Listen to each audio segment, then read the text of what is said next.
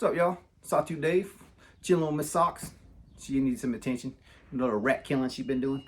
So this week I attempted to do the knife regrind. Kind of, I don't know if you call it a tutorial about my method, how I do my regrinds. You know, this is the first time I recorded it that way, so it's like the first time you do any knife video, you kind of sort of mean to say a bunch of stuff, but don't end up saying it all the way you want to say it and forget a bunch of other stuff. There's a lot of nuances to, especially to regrinding, that I've learned, and sometimes I don't remember until I'm actually doing it and that sort of thing. But I don't think this is like a step-by-step process, but it's to basically give you an idea how I did it. So the first knife I did was a DVO for Denise, and then I did a Shaman for Jared. And I already recorded these videos earlier this week and I put them all together, made so it's like one and then another. So there's very little of me actually grinding. I think I had one clip in there, maybe a minute and a half, that might be a little loud, so be prepared for that. Oh yeah, so let's do the proper hey though. It's Sawtooth Dave, in case you didn't know. But anywho, I got another one at the end of all this crap. It'll probably be an over 30-minute video, I would imagine. And a couple that I blasted again this week or something, so I'll show you all here in a second. But I'm gonna go into the regrind videos. If you want to see the regular sitting and bullshitting kind of shit, that's gonna be at the very end this week. All right, so we're setting up to do this DVO Growler. It's full flat ground as it is, so how you put it on the jig, you see all these holes. Basically, you can line it up any of the holes you want. These are symmetrical, so if I start in this line, when I flip it to the other side of the blade, I'll use these. In this particular case, sometimes I put a bolt and hole and I'll run the knife down and hit it there. Sometimes I have to use this, like it's kind of a slide that, if it makes sense, a slide that goes up and down with a little pin on the end of it, so you can adjust where you want your knife. The reason I'm doing it this way, on this particular one, so it's flat ground. You can see it's got this twist on it, right? So when I'm grinding on a jig, it's going to be 100%. My plunge line is going to be straight up and down, so it's even with this, and it's going to be horizontally symmetrical. So when I come over here and put the height stand, this is just a little cheapo height stand. If I start here, so I'm going to need to be at least this tall, like to get the wheel even. When I come on this lowest point over here, I want to be even there. So it's going to create this line. When I get done, it's going to create this nice even line all the way through there. At least it should anyhow. Hopefully that makes sense. Okay, so now the biggest thing is when I set it on the wheel, say this is the wheel over here running, right? I have this adjustment, so you can see how this is adjusting forward and backwards. The apex of that wheel, so the very edge of that wheel, I don't have anything around here. Let's see if I can find something around real quick. Like, all right, let's just use this. Bear with me 1 second. Let's make it make sense, hopefully. But as imagine this is a 14-inch wheel, not a little 1.5 inch wheel, whatever else. But as the edge of this comes, I don't want this furthest most peak this way to come down, because if it comes down, it's essentially going to get thinner and then thicker. So I just definitely want to keep this way.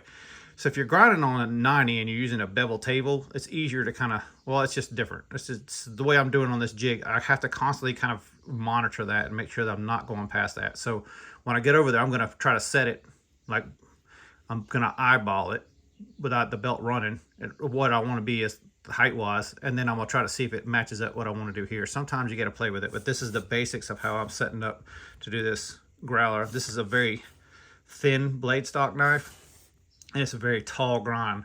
So if you only had an 8-inch wheel, there's no way in hell you're going to grind this. It's just it's impossible. Like, there's no way you can impose that radius, that 4-inch radius on this knife. It's just not going to work. So I'll put my 14, which is the biggest wheel that I think a 2x72 can run without modifications and that sort of thing. So we're going to try it with a 14-inch wheel, but this is a basic how to lay it out.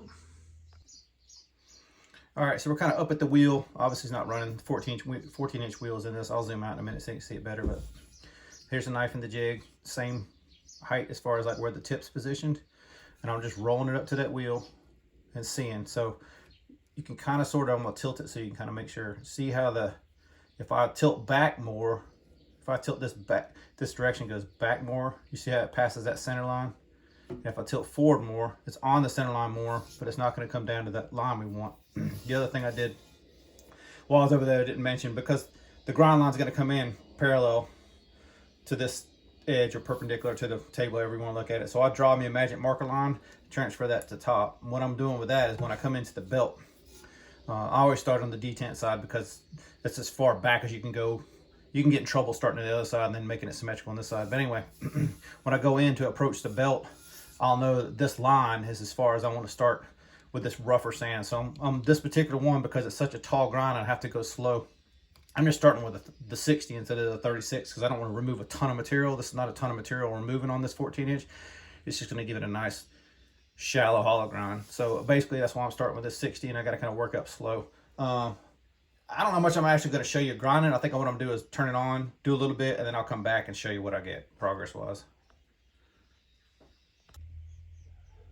All right, so my mic died, so hopefully the audio don't sound too different. But this is me starting, okay? So there's the line I told you I drew. You can see pretty much exactly what I was saying. The lines go parallel with this side or perpendicular to the floor, however you want to look at it. And you can see that the grind is fairly even, nice straight line. This is just roughing through it.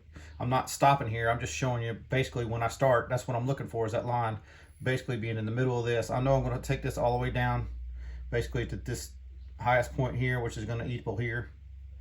And I got to go up for this belly on this. This belly is going to be a little bit taller. So we got to still be careful about that wheel surpassing. So as I'm roughing here, I might change angles ever so slightly. So what I do on the back of this, because this doesn't have an angle, I just make me a mark. And then if I want to go in more, I just turn it. I want to go out more, turn it. It's just easy to have a indication mark to know where I'm going to be.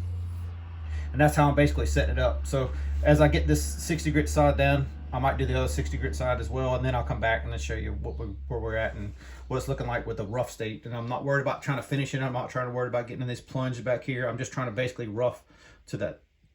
So I'm not taking the finer grit and trying to get all this material off. I'm trying to get the most material off with the 60 and then work up from there. All right.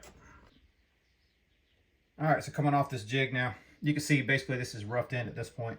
Hopefully you can see it in the light. If you look at this secondary bevel, you see how it's just starting to get, I don't know if the light's going to catch or not, it's just starting to get in this. The only part that I got deeper in was back here in the back.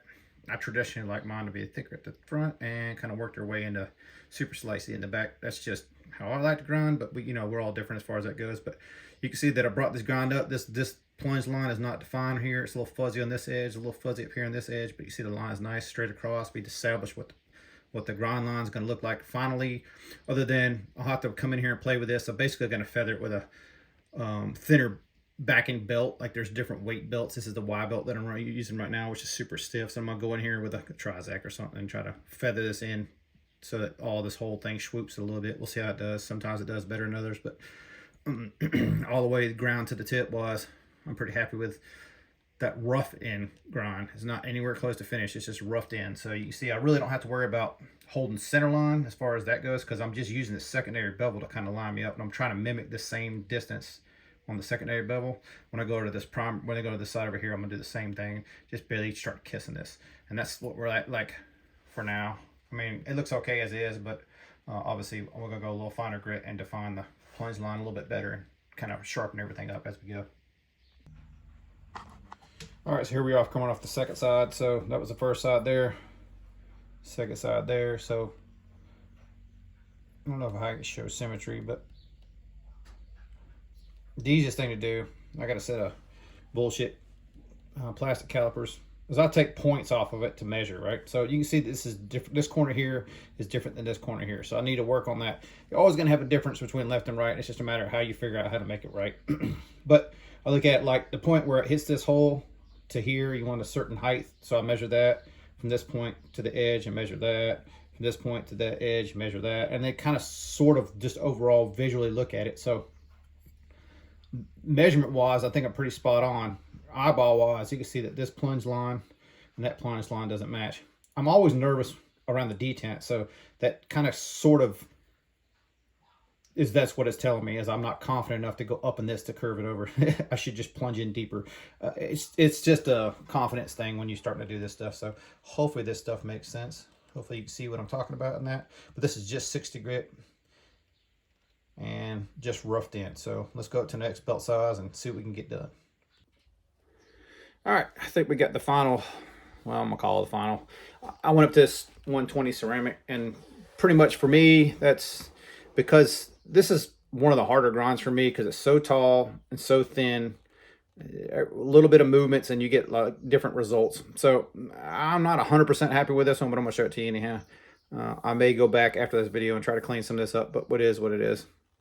All right, so 120 ceramic belt. You can see how close I came to that detent hole.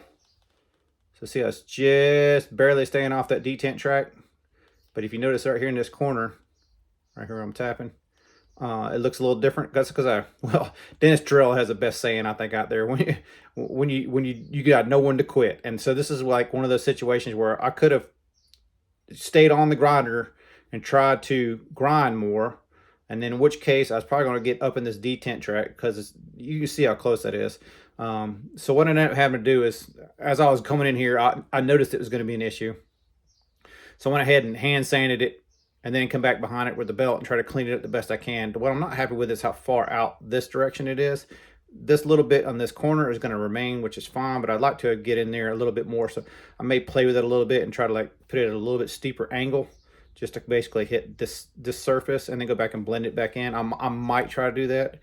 But what I don't like is the symmetry, and these are the little subtleties. Well, this is what separates the pros from the amateurs like myself. So I like the arch, it's nice, but I wish it was back further this way. The reason saying that is because when I cleaned up this other side, that's what I wanted it to look like. So this is what I wanted the other side to look at. I basically can't do this because if I do that same kind of grind on this side, I'm all into that detent track. It's just, it is what it is, man. Like I'm learning, I'm getting there, but this is a weakness of mine. But if you look at the final bevel, what was already on the knife, I use it for centers. So I don't know if it's going to come out or not, but it's super hard, probably hard to see for you guys, but I'm using it as a width, as a gauge all the way across this whole thing to kind of keep that same width on that final bevel. So if you can imagine like a little line there, I'm trying to keep that line even across the whole thing as I'm grinding. Like I'm taking into it, I'm going into it, so it's thinner than it was originally. Probably not dramatically, but enough that I can tell. But I'm trying to keep that bevel as even as possible as I go through there. It's probably not coming out on this camera that much, but for this one, we're going to call this one done. I'm really happy with that side. There's a little bit of non-cleanup right here. Once again, I could have pushed the issue and drove that grind line back further to get it in here. But as I'm so lopsided as it is, like this bothers the shit out of me. If you're OCD like I am, well, I don't think I'm OCD. Actually, if you just look at it, if you just analyze it a little bit, like you can see that this plunge line is different than that plunge line, and it bothers me, but there's nothing I can really do at this point. I've already kind of put myself in the corner where I don't have a whole lot of wiggle room left. So for me, I'm calling this DVO done.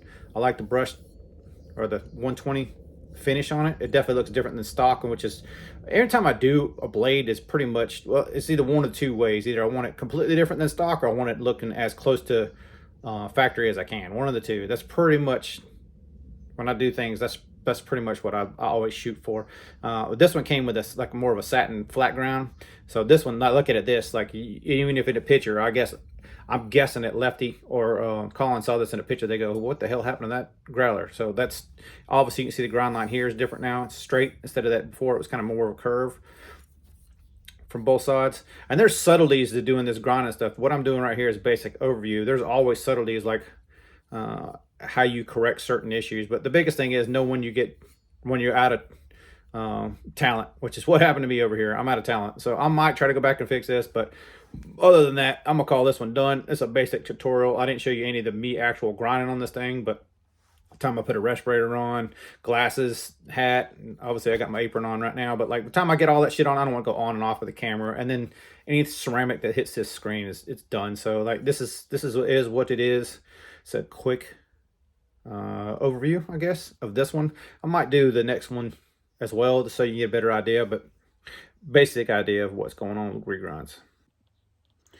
All right, last installment of this DVO. So I got it all back together. So the plunge lines before was way uneven, especially back here in this corner right here, a little bit up here, but it ended up finalizing here all right. So what I went back in on this side. I try to bring it up a little bit. So it's a little uneven right here, but much closer to what I was looking for now. You can probably see it better now. And this whole transition looks much better. The only issue that you still see is just a little bit in this little area right here, mainly because it's the detent side, right? I can't really bring it back further than that, but you can see it in certain light right in here. It's not exactly perfect. I've got a little blem on that side, very at the very edge. But other than that, like I evened up a pretty good bit, so made me a lot happier about this one. So the final product, I guess I'm happy with it now, as I wasn't really before with the unevenness. So I went back in on it and tried to do stuff. Obviously didn't want to put that on camera, and as you're doing stuff like that, you kind of got to figure it out as you go. There's little tricks and techniques you just gotta try until you get it right, but I'm happy with it. All right, so mid-process on this Shaman. This is a 14-inch hollow grind. You can see the 14-inch wheel here. You can see I'm just under the top of this, kind of just over the hole. I kind of sort of thought about keeping that line, but I might take it all the way up. I don't know. So this is after I'd already tried to rough it in a little bit. And what happened was, when I put it on this jig, the position of this was just a little bit like the back end needed to come up, or the front end needed to go down, whatever. So I ended up changing positions. So you can see this is the first side. And you can see I got to mark it all up. So when I put it on the jig next time, I can kind of sort of see where I'm grinding, what it's taking off, and where I need to concentrate on. What I'm going to do is get it on one angle, going from the top all the way to the bottom. So you're imposing that whole radius, or the whole radius of the wheel in this. You see it nice looking consistent lines from bottom to top. That's what I'm looking for. You see kind of sort of at the edge right here where it's feathered. That's me feathering into where that other grind was. And as I get into a finer belt, it's going to smooth that out.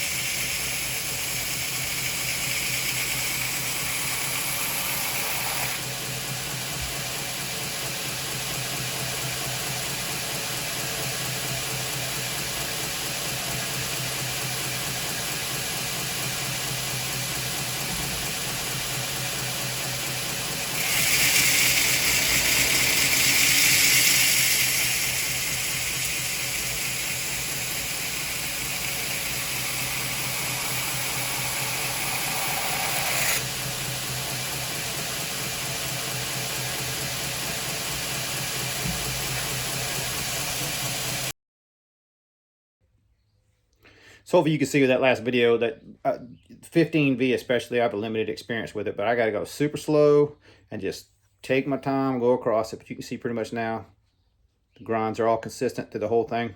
The other thing that it's hard to show you everything in a video, and it's my first basically tutorial or how I do my process kind of thing on this regrinds, but especially nice like this that you're going so high up on.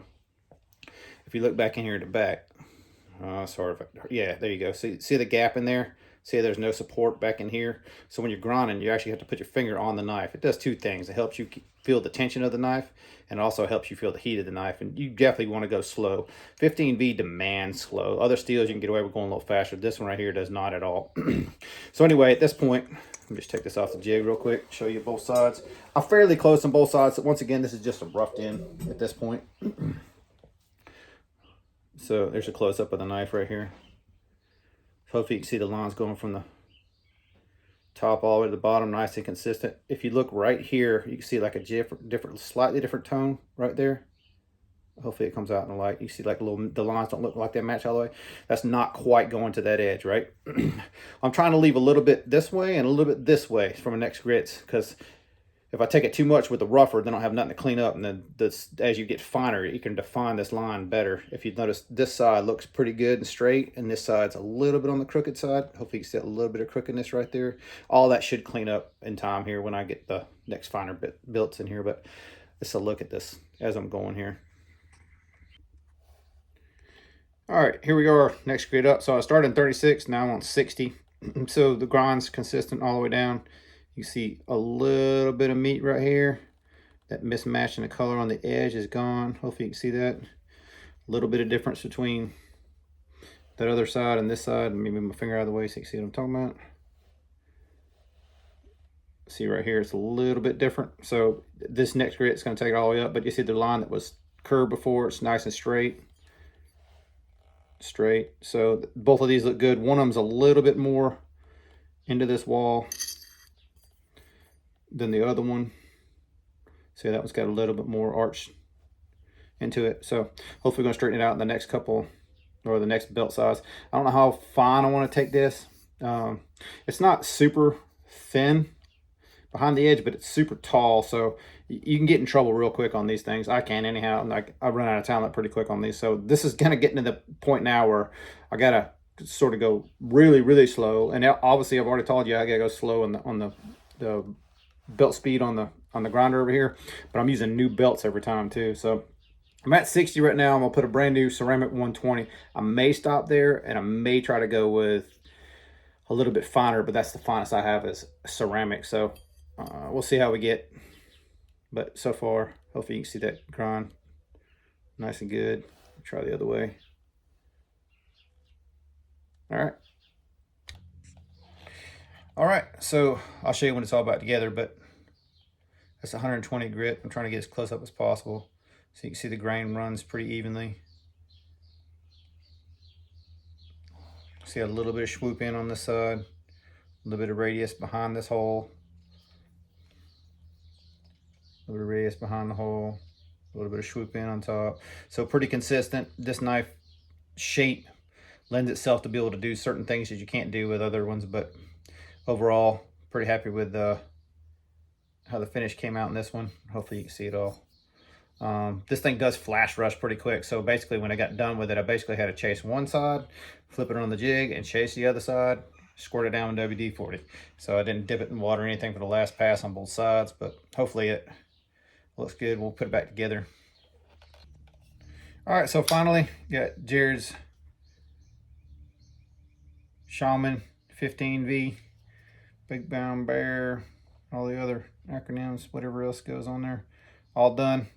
So I left this one at 120. I would have normally took it at Trizac. I think the last one I did for Denise was a learning curve. This one's definitely better than that one. She gave me a little bit of feedback on it, which I used on this one. Overall, I'm happy with it. You can still see his final edge, his final bevel is still pretty even. It gets a little bit thicker at the tip, which is just how I ground it. Same on this side. Hopefully you can see that, a little bit thicker at the tip. You may have to strop it a little bit, but other than that, it's pretty much good to go. Now, he did say he wanted to add the sharpening choil, so you can see where the edge terminates back to where I am. I would have normally went ahead and put a sharpening choil in there, but he specifically asked to do it himself. And obviously I don't need to really put a final edge on this one because I didn't really hit on his final edge. I basically just thinned out everything behind that edge. So whatever angle he had it at before is still the same. But compared to the last one, this one still retains what the feel of the Shaman is. Like it ain't quite as drop shotty, but it still has that whole feel to it. The last one I did, it lightened the blade too much. So Denise told me to back off just a little bit from what I did last time, and that's exactly what I did this time. And I think I'm happier with it too. So thanks for the feedback, Denise, and hope you enjoy it, Jared. That's the last of this 15V. You'll see it from me. So right before I send this back to Denise, this is a Tucson. I'd already done the flat ground on it. It was all acid stonewash before, but she asked to put those fullers in there. So milled the fullers, sandblasted them, actually aluminum oxide blasted them, and then came back on top with the sandpaper and give it like a little bit of a, what do you call that, brushed looking finish, but it's got that kind of undertone to that. Overall, happy with it. It works pretty well as far as the fuller goes. Getting back in there and doing it works pretty good. Thumb's pretty much useless. I mean, you can do it, but, you know, I guess, yeah, not useless. Just not my style, I guess, but I dig it. All right, so that one's going back to Denise, so I got to pack it up and get it going. So there it is. All right, so one more that I actually did in between these two. I didn't want to do the process of it because, you know, even when I was doing these videos, y'all can hear more of my mental thoughts. Like, normally I don't turn the camera on. It's like I got time to reflect before I show you the knives and that sort of thing. But you get more of an insight of like what I was thinking. So like when you hear my self-doubt stuff, it goes through your head when you're on grinding. Like you got to really be focused and you're looking at the minute details, and 50-year-old eyes get tired too. So like you got to it's a lot of concentration. So you kind of get an insight more what's going in my head when I'm doing some of the stuff, especially when I'm not happy with stuff and I got to figure out how to fix it and I get frustrated and then I got to stop, slow down, figure out what I need to do, that sort of thing. So that's the process, kind of what's going on in my mind. But so during this one, I needed full concentration. So first of all, Rodney for Knifetanium did all the milling work on this one. And if you've seen it from Mitch Bowling's channel, please go watch his video and sub to Knifetastic Rodney as well. And if you have any machine work, seriously, any machine work, Rodney's the man to hit up. Like the fuller I did for Denise that I showed you a second ago on that Tucson, I could do stuff like this, but just on that one example, like because I was plunging into hardened steel, I wasn't off the steel and then feeding in. I ruined 2 end mills doing that job. I didn't charge her anything for it, and you can see when one of them broken. I think it's on the one side where I try to blend it, where it just destroyed part of that. I had to get in the bottom of that with a sandpaper. Anywho, what I'm trying to get at is tooling's expensive. That stuff is expensive. It took me a lot longer to do it than I wanted to, mainly because I'm used to CNC stuff. I'm used to like top tier, and now I'm working with almost like, I won't say bottom tier, but like it's close. You know, it's way inferior of equipment than what I'm used to. And like actually Rodney said, like trying to make chicken salad with chicken shit is a pretty hard process, and that's kind of sort of what we are working with here. But anyhow, moving forward, it's not that I won't do machine work for people, but I'm gonna charge you like that.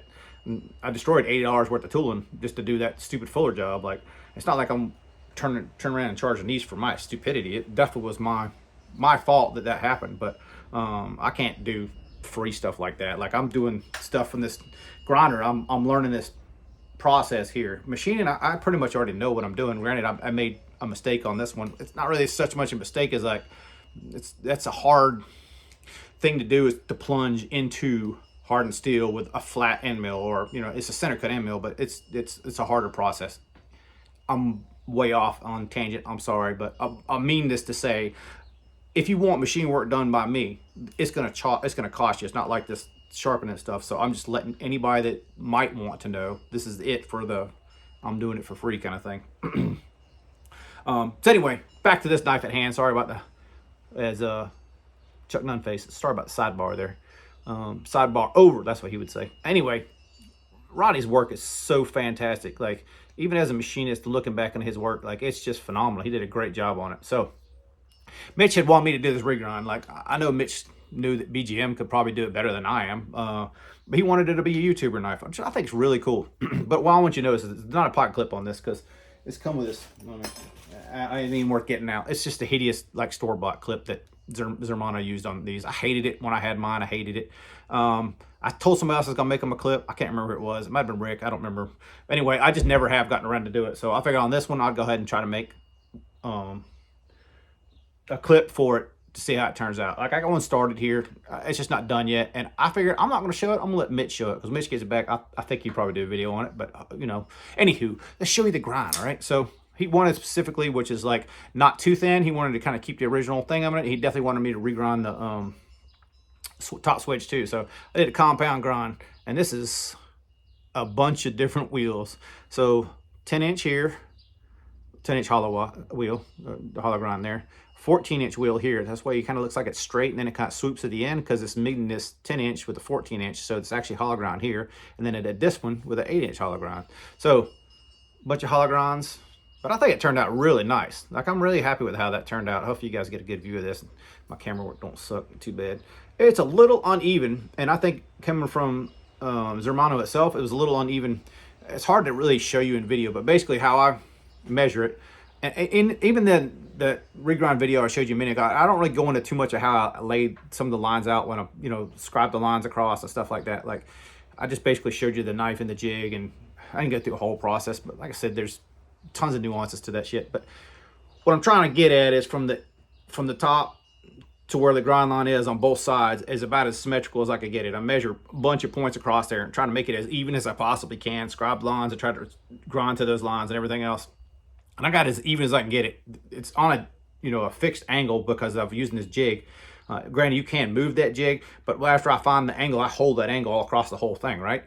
So as even as I can get it, similar to like a when you have fixed angle blade sharpening jobs, right? And the edge is not it's not symmetrical, so it's taller on one side and shorter on the other side, which tells me his first grind, which it clearly, if you've ever held one of his tier customs, his edges aren't that great, was out of center.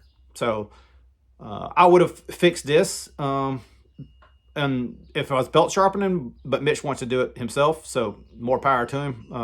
I don't envy this job at all because he's gonna be here for a minute trying to straighten it back up. But I'm really, really happy with the overall grind on it. Hope you guys will appreciate Rodney's work, and I'm just trying to match it here. I'm just trying to, make my grinds and my work as nice as Rodney's. That's the whole goal, to get Mitch the best knife you can. But Rodney's work, the corner rounds he did, all this stuff, like he uses a programmable Bridgeport, which is like it's a manual mill, I guess I should say. It's a conversational thing, more or less. It's not quite a CNC, and it's not quite a manual. It's in between that stuff. I've run a couple of them before, and mostly like a tool room environment, but nice machine to have. Like way, way, way better than the manual mill I use to do any of the work I've been doing here lately. So once again, machine work, I'm going to advise you to at least hit Rodney up. If you want me to do it, I possibly can, but I'm not trying to get into that because I feel like Rodney's the man to go see on that one. Put it that way. How about that? All right, so what else we got? Oh, so I blasted a few more, like, once again, left to myself. Me and Evan were talking about doing a possible sale. He was talking about possibly wanting this one. I'm kind of glad he decided not to. But this is the Javelina, and it was a single stud jobber, which never kind of worked for me, and it didn't even work for him. And everybody pretty much has ever held the Javelina's like, dude, it needs dual studs. And I was mucking around trying to, I've got bags of crap like studs, phosphor bronze washers, bearings and loose bearings, detent balls. I got a bunch of that stuff. Just, it's kind of like all nice part drawer. I hate to say it, but it's just a big deep drawer that's in this. You can kind of see the desk on the back side. It's one of those drawers. And I looked through there, and I sold this knife to Billy a long time ago as an American-made cold steel 4-max, and I totally forgot that I never sent him the studs, or maybe I just didn't find them, but I found them laying in there, and I was like, you know what, dude, let's just throw those on that DSK and see what it looks like, because it's a bigger stud. It's like 5/16 instead of like the 1/4 inch or something. So I got lazy. Instead of making some, I just use these. But you still got the thumb just as good as it was before. It feels better to me because the other one was basically a shoulder bolt, but now you get the thumb flick. So blasted that one as well. That was kind of like that bronzy, had flame stuff through it. Like, I'm so over that. But y'all probably sick of me blasting everything I got. But truly, 100%, this is me. Like, I hate that you don't like it as much as I like it, but it's truly me. And then my Recluse got the blast treatment as well. Sorry about fingerprints and all the nasty stuff on this one. Been using this one, but it got the blast treatment as well. And then lastly, the Crusader Forge. This one was that kind of brown Cerakote stuff on it, and I was going to try to save the brown on everything and just kind of blast the edges, but it was in such bad shape that basically as soon as I touched it on the edge, the brown was just gone. Like, it just is. So I just had to blast the whole thing. But anyway, I think this one's done now, and not sure if he still wants to check it out now. But Plethora Blades was talking about checking this one out. I like the feel of this one a lot. Obviously, I failed it. Of course, I failed it. Left-handed, of course. Sorry about my greasy paws, too. But I'm super happy with that one. I put ceramic bearings and ceramic detent in this one. Maybe I didn't put I think it's a steel detent on this one still. So it's actually an 1/8" ball on this one, which is kind of odd for what I usually find around here. But let's see. This got to be over a 30-minute video at this point. I think I already had like 25 for it and started sitting and bullshitting with y'all. What else happened this week? Well, you know what? Let's not worry about it, because if we got to think about it, it ain't worth talking about. Or maybe catch it next week if it is. Yeah. Call it there. All right. Catastrophe in the pocket today, by the way. Loved it. I gotta say, this is probably Doom recommended this one, Bearded Doom, and I gotta say this, out of all, like, I'm not necessarily fond of like all the mechanical mojo stuff, but just the overall feel of this knife. And of course, I did the regrind and re-acid stonewashed it, but one of my favorite imported knives out of all of them, but Chinese knife in particular, like, definitely one of my favorites. Just a great freaking knife. I love that knife. Yeah, call it. All right, y'all be cool.